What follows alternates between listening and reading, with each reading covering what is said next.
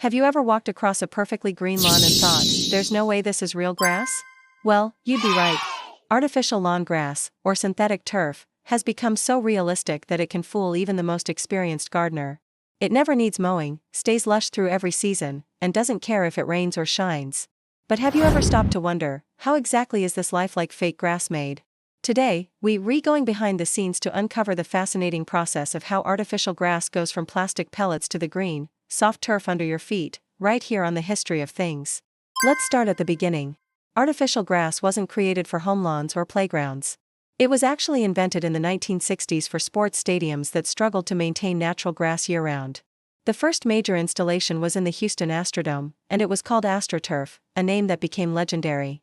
Of course, early versions looked nothing like real grass, more like green plastic carpet. But over the years, technology transformed it into something so realistic that even professional landscapers can be fooled. So, what's it made of?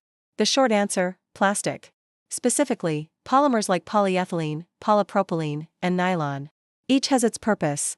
Polyethylene gives a soft, natural feel. Polypropylene is tougher and used for shorter turf, while nylon is incredibly strong, perfect for heavy sports use. To begin, tiny plastic pellets called resin are mixed with color pigments and UV stabilizers to keep the grass from fading in sunlight.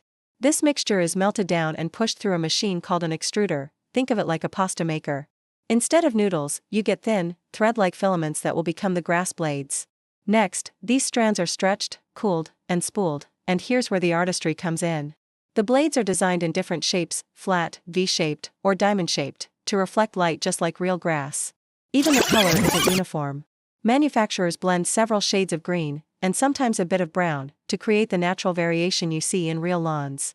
Once the blades are ready, they're loaded into a tufting machine, similar to the ones used to make carpets.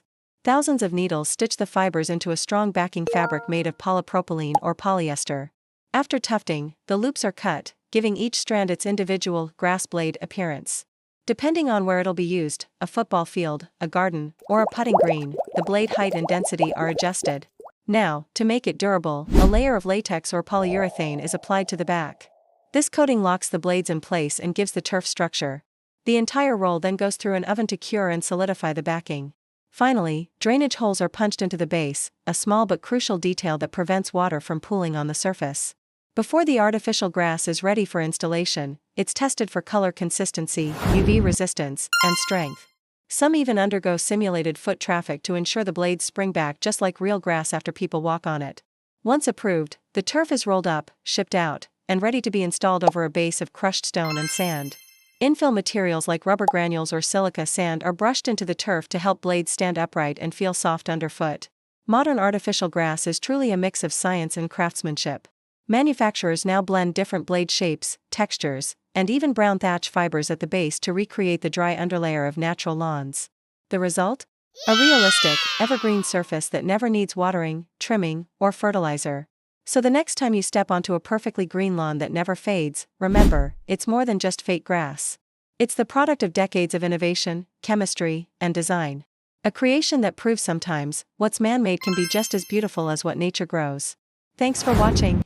If you enjoyed learning about the history and making of artificial grass, drop your suggestions for our next topic in the comments below, and don't forget to like, share, and subscribe for more fascinating stories from the history of things.